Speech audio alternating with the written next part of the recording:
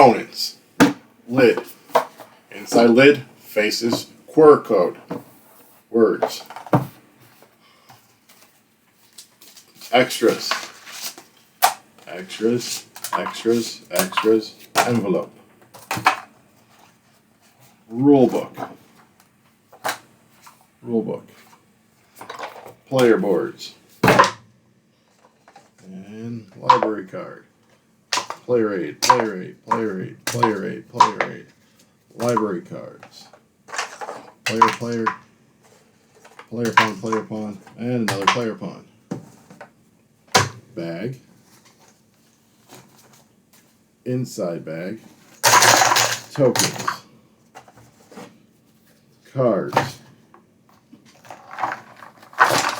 Facts. Facts. Game board. Insert. Insert. Bottom of insert. Bottom of box. Box, bottoms, box. Bottom. Components.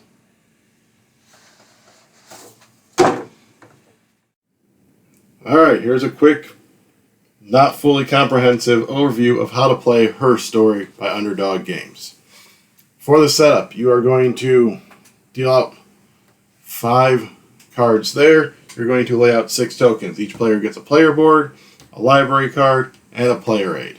You have a bag of extra tokens, and you have a huge stack of more chapter cards off to the side. Typically, your player things will start off the board at 0. I put them up here so you can see them. On your turn, you will do one of 3 actions. You will take a resource token from the bottom here, take it from here, put it on your board, grab the bag, refresh the token. Optionally, before you take one from here, you can take your library card, you can flip it over, in which case you're going to clear the board and refill. In a future turn, if you've already flipped your card, you can discard it to clear and refresh them again. That's your one action. Your other action is you can take a chapter card from here, put it on your board, and that scores you 2 points, and then you refill the row.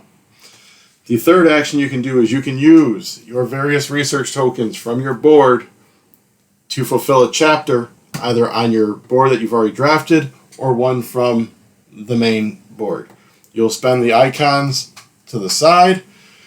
If you spend the exact amount, you get the points on the card, plus 3 points. If it's not exact, you just get the points on the card. Certain cards have abilities. This card will give you a permanent book. This one is as you're playing, so when you draft a chapter, you can draft another one. Juliet Gordon-Lowe over here will give you points for completing a chapter. This one's if you're in last, and she is just straight. And then Catherine the Great is an at game's end. You will play until someone has completed 8 chapters, in which case you'll finish out the current round, so there are equal number of turns. Whoever has the highest points after calculating the end of game scoring, which is just on the cards, wins.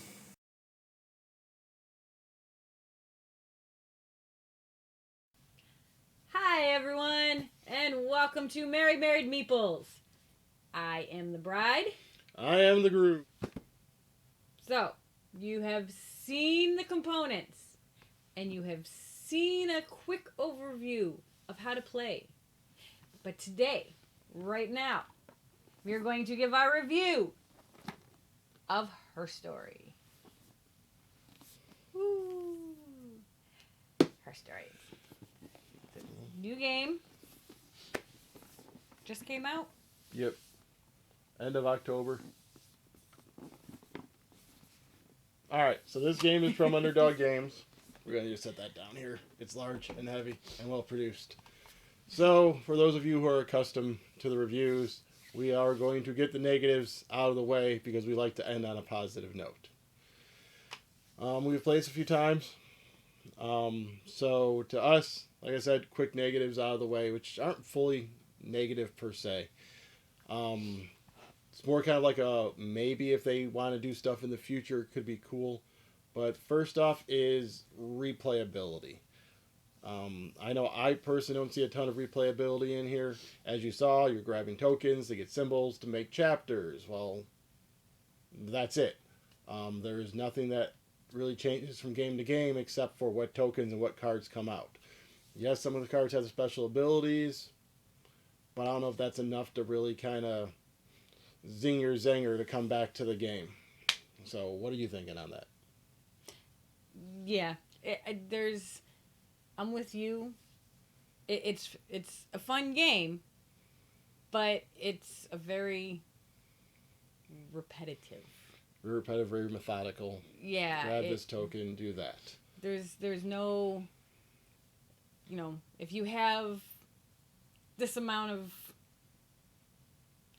of speaking, you get this many points. Yes, there is. There's a card that does that, but there's no asymmetrical powers, no asymmetrical starting ability. Like, you don't get dealt a goal at the beginning to try and reach at the end. So you're kind of just going through, and it's pretty easy to kind of keep track of the people's points. We have played this. It was, of course, 2-player. We never were able to get the youth to play it yet. But to me, 2 players. So there's 120 cards. We're playing with like maybe 20. So we're only getting to 16% of the cards. So it would be nice to kind of see a few more cards, maybe seeing about getting some of the bonuses to mesh up together. So yeah, I'm thinking if they do an expansion, maybe adding an asymmetric power to where you can do this, or you're going to score this way, to kind of just add a little bit of extra zing to it. A goal, get three women who have less than 8 points, and you can get 12 points at the end. That way it kind of motivates you to possibly get those lower ones. Because otherwise you're just kind of like, what do I go for? But I'm pretty sure that's our only real negative, is just kind of the replayability to us isn't there. Yeah, it just the kind of the repetitive same thing over and over, each game to game to game. With that out of the way, let's get to the positives. There are plenty in the game. Like we said, 120 cards. Each one is a different woman from history who did something extraordinary, whether it be women's suffrage rights. There's Julia Child, Dolly Parton, so women's rights, breaking through in certain industries. That's just all this, and on the back of each one, they have a good description of them, like a small biography, telling us about what they did, the years alive. So educational purposes, this is really high up. Yeah, this is really high up there. Production is fantastic. The cards are large, almost tarot size. They're huge cards, easy to discern. The punch board tokens are super thick.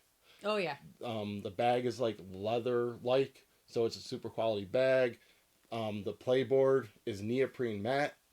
So I mean, it's the rule book is the linen finish. Yeah, the linen finish. The linen pages. So that's kind of neat. So yeah, it is that neat thing of learning the history. I mean, it is gameplay that you like. It is collecting things to build things. Yes. Some of the cards do work nice. Like, hey, if you're in last place and someone does this, so there are those catch-up mechanisms, so you may not get left behind because you can try and catch up. I think the games that we've played haven't been more than 5 points between the two of us, if that. Yeah. And there's been times one of us was way behind, but end of game scoring, they zoomed back. Yeah, may have, and you're trying to get 8 chapters. Well, once the other opponent or your opponent gets that eighth chapter, whether you're close to it or not, it could be you may only have 5, but with some of those powers, you can catch up or sometimes even pass the other person. Even though they filled up their book, you may be able to get the extra points. So. Well, yeah, so like we said, production, the quality of everything, it definitely felt like a lot of care went into this. They didn't just try and reuse everyone. Like, they span women from all over history. Because I think, Cleopatra was in there? Cleopatra so that's was in way there. Back when, all the way to people who are still alive. Like I said, Dolly Parton. Julia Child. Well, she's not alive anymore. But there's all the women all the way from past to present. So it's a very good dynamic of women. Yeah. And I everything thought is, it was kind of really interesting too to see the variety of women that they chose. I know there were a few that I had never heard of. I think there was quite a bit, wasn't? I think we grabbed them out. And I think you hadn't heard of like 2/3 of them.